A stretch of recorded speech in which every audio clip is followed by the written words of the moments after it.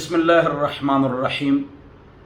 بونیر واینز والا یو ویډیو جوړ کړی ده او دې سره سړی کفر ته رسي. نو هغې خپل اصلاح وکړي او بهتره ده چې 2 رکعته نفل وکړي او الله ته وجاړي، ځکه چې دین پورې ټټوبې او مذاق دا کفر دی. زما زوی وایي چې دې ښکلې ویډیوګانې جوړوي، خو دا ته څه غلطي وشوه خدای خبر. تاسو نه ولې دا څه غلطي وشوه؟ بونیر والا خو نیکان خلک دي ماشاءالله. ما یو ویډیو جوړه کړې ده، زما یوټیوب چینل دی خو پیسې پې نه ګټم. که صحیح اشتهارات چې ته پیدا شو نو بیا بېله خبره ده، ځکه چې غلط اشتهارات پرې راځي. نو د خپلو پیسو ګټلو لپاره تاسو د الله او د رسول او د دین او د اسلام بېعزتي مه کوئ، ملنډې ټټوبې مه کوئ. چې خر آواز وکړو نو تاسو کجوره وخوړه، چې لکه روژه دې ماته کړه دا خر آواز وکړو، دا صریح کفر دی. نکام تازه کې او کلمه مو وایه، لومبې غسل بیا کلمه بیا نکاح تازه کې او د الله نه ویریږئ او غلطي خپله فوراً ومنئ او رجوع مو کوئ. ذلك ومن يعظم شعائر الله، د الله د شاعرو تعظیم چې دی هغه لازم واجب او ضروری دی. روژه هم شاعر جمع شعیره، دا د الله عزت دی که تاسو د روژې عزت کوئ.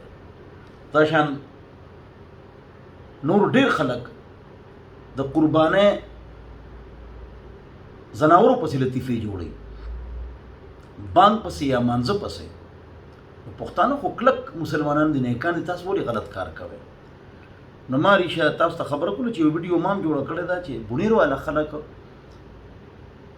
ډېر دیندار خلک دي او ډېر هوښیار خلک دي او خلک د هغې خلاف لطیفې کوي چې دي کمکل دي. زما یو ویډیو ده او دا دې خلاف دا سازش چې دی هغه کړی دی انګریزانو، چې دې سره دي بونیر والا او ثوابۍ والا انګریزان ټکولي دي، نو ځکه دې بدنام کړي دي.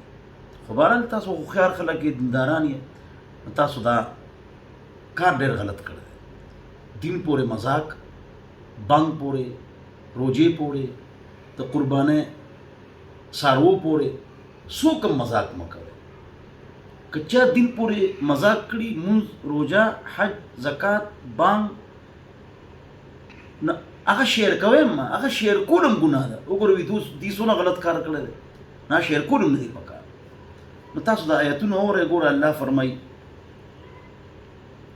الله تعالی فرمایي چې قل ابالله وآیاته ورسوله کنتم تستهزئون. اے پیغمبر دې ته ووایه تاسو الله د هغه آیتونه او د هغه رسول پورې مذاق، ټټوبې او ملنډې کوئ. دې نه چې تپوس وکړې لیقولن، نو دوی به ضرور وایي تاسو داسې ونه وایه انما كنا نخوض ونلعب، دا خو موږ جي ګپ لګوو، ملیان خفه شو موږ ګپ لګوو. نو خفه کېږئ مه او رجوع الی الله وکړئ. او الله رب العزت ډېر سخت آیتونه دې باره کې بیان کړي. دین پورې ملنډې، ټټوبې، مذاق داسې مه کوئ. بهرحال الله فرمایي چې تاسو دین پورې ټټوبې، مذاق، ملنډې کوئ. فاستمتعوا بخلاقهم فاستمتعتم.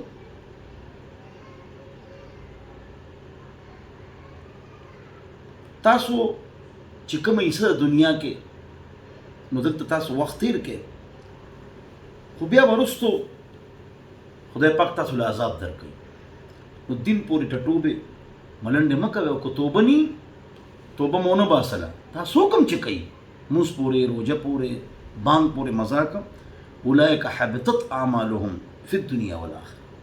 دوی ټول اعمال اوس وزېدل په دنیا او آخرت کې، او دا نقصان ولري.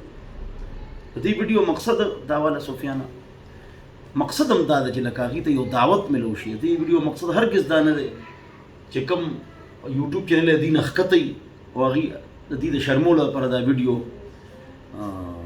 عام کي، بلکې هغې له پکار دي چې هغې ته صرف دا ویډیو ورسوي، دا خبره ورسوي او چې هغې نیکان شي او ښه شي او توبه وباسي الله دې موږ معاف کړي، الله دې زموږ ګناهونه معاف کړي، الله یې موږ د بېعزتۍ نه وساتي او الله یې موږ له دا توفیق راکړي چې دین سره مینه پیدا کړو، محبت پیدا کړو. والسلام.